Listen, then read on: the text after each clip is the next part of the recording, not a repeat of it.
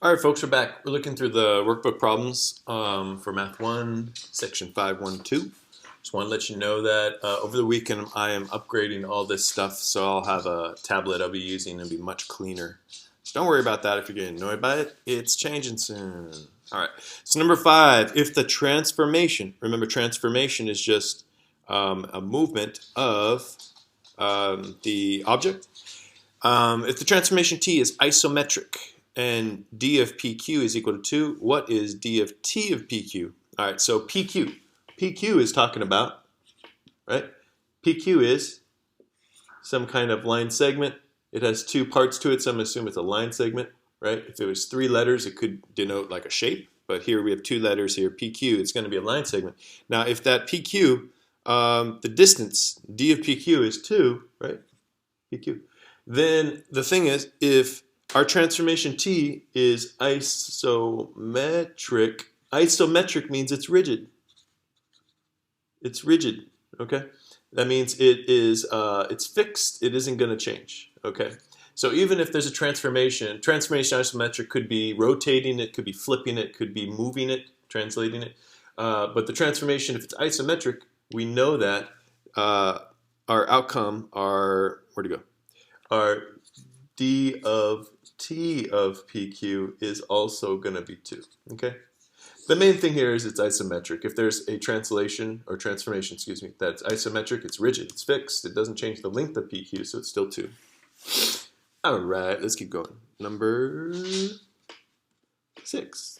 All right, number 6, we're given this. We're told there's a transformation that hk, and this is what I talked about in number 4, so this is probably helpful, of x and y. This is horrible. This is going to get better next week, don't worry. Okay. That's equal to, we're looking at, right, x plus h, x plus k. So all it's saying is you've got a point, x, y. You have the translation here. It's telling you what the change is in x, h, the changes in y, which is our k. So whatever your x or h value is, you're going to add it to your x value. What your k value is, you add it to your y. That should be y. So since that's y plus k, x plus h, this is the same h and k that we've seen before in quadratics. Actually, wrong class. This is Math 1. You'll see something more like this next year with quadratics, just to let you know. So this is actually pretty easy here. Watch. If we have this point, we have point 2, 3, right? We have point 2, 3. What is t? 5 t of 5, 4 of that 2, 3. They're just going to call it p. Since it's point p, they just denote it this way as well. So what this means, it's going to be 2, which is my x value, plus the 5. Right? It's going to be the 3, my y value, what? Plus the 4. So we get our answer here, 7, 7. Done. That's our t 5, 4p. Okay. All right, that's it for that one. I'm just going to pause it so I can erase it. All right, we're back. We are now looking at number 7. So number 7, here's the deal with number 7. We have, I really wish this was better right now. Next week, this is going to be pro. Sorry. All right, let's see. So we have 1, 7, 1, 1, 2, 3, 4, 5, 6, 7. We're told we have a triangle. Here's one of the vertices. And do they give us a value for this vertex? This is A. And then we have 1, 2, 3, 1, 2, 3. That's B. And then we have C at 1, 3. 1, 3 is C. Okay, so we got this triangle right here. Now here's the thing. It's saying that it wants you to reflect it. Because we look here, and what is it asking us to do? It says that we need to do a reflection where x is equal to y. Basically what it's saying is, you're going to do a reflection across this line. And this is just learning the basics here because x is equal to y is our standard line, 45 degrees right here. You know, if x equals y, then if x is 1, y is 1, x is 2, y is 2, x is 3, y is 3, which is also, our point B is at 3, 3. So remember that, okay? So if we're looking for the reflection here of x is equal to y, why do I keep losing my place so easy? There it is, okay. For the triangle ABC, right? So what I need to do next is, and this is kind of like, there's a definition in here, okay? This isn't going to be like where they're going to have different lines and you have to like do this for every single kind of line. This is our inverse essentially, because when we go through the line x is equal to y, that's x is equal to y, it just, look what's going to happen. Reflection. So we know that our B point, B isn't going to change because it's on the line. So B prime is going to be 3, 3. Okay.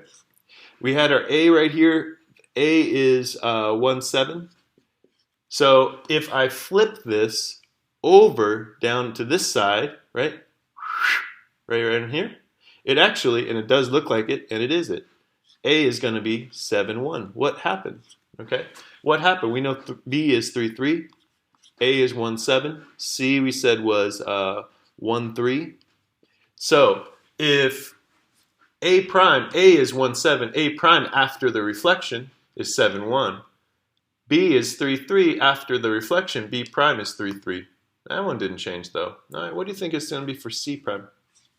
Now if we look, everything is just going to be flipped. It's going to flip it over, and essentially what we're going to do is instead of 1, 3 for C, C prime is going to be 3, 1. Okay? So the main thing to remember here is we had a reflection x is equal to y. That tells us that it is going to be an inverse reflection here, which just changes the x and the y. Remember when we did inverses, we just changed the x and the y.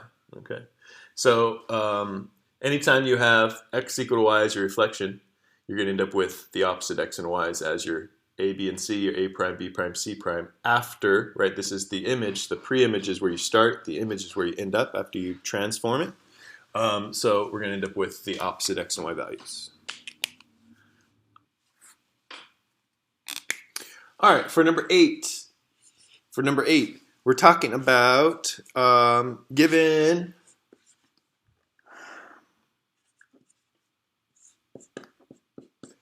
this rule that rotation of 90 is equal, or xy is equal to negative yx. We have to just follow the pattern, right? So if I have Q, this point, Q is at 1, 0, right? And I need to know what R90 of Q is. All you have to do is think about this. Okay, look. R of 90 is taking the point xy and it's flipping things around. It's making it, since it's a rotation. Now we have negative y and x. So let's just do exactly that. What is my y value in point Q? 0. What's negative 0? 0. And my my x value in my original point is 1. And that's just going to move over to the other part. So essentially we just had the inverse point here. And here we go right here. Okay. Look at the rule. The rule is going to tell you how to apply that to the point. Okay. All right. Almost done. 9. All right. Find the transformation S of xy if t of xy is equal to x plus 2, y plus 2, and S of xy is equal to x minus 5, y plus 1. Label your answer P. What values for x and k would prove the equation true? Okay. So we need to find this. Find t of s of xy. And remember with this, we're always going to start in the middle. So we're going to look here, and if I look at s of xy, they tell us exactly what that is. S of xy, so I'm going to put it in here. They told us that s of xy in the problem, look, it's x minus 5, comma, y plus 1. So watch, what I'm going to do is take t of, and I'm going to put those values in there. The s of xy is given in the problem. So look, I have this right now, right? And now I want to apply the rule. This is my x value. It just has an expression. That's my y value just with an expression. So I'm going to now take the t function of those x and y values. So let's look. The t function is, okay, x plus 2 and y plus 2. So watch, this is what I'm going to do. I know that the t is x plus 2 and y plus 2. Okay? I just left y and x out of there, right? Because here's the thing. This is, instead of just having t of xy, we have t of x minus 5 and y plus 1.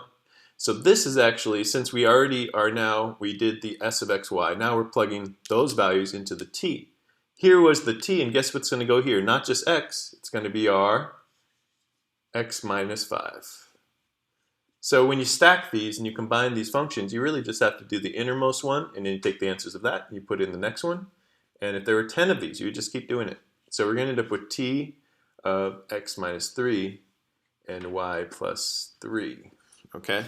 So here's the thing. Now what they're asking is, let's see, what values for x and y would prove the equation t of xy of p is equal to xy? All right, so here's the thing. They're just saying what values here, right? What h and k could we plug in now in order to make this just x and this just y, okay?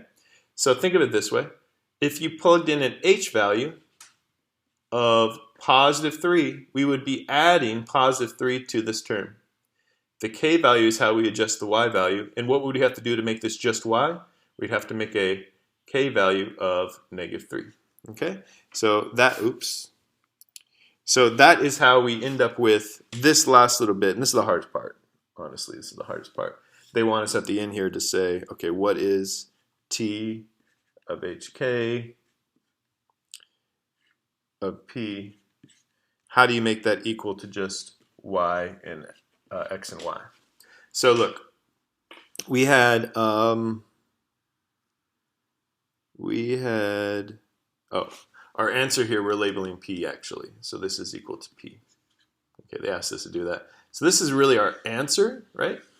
And then they ask us, well, how do we get it to this stage? What value, since I need to input an x and or h and a k, what values would get me back to just the x and the y? If I look here, again, I need to add 3. Here I need to subtract 3. So those are my x and y's. So these are also like part of the final answer to get this. All right.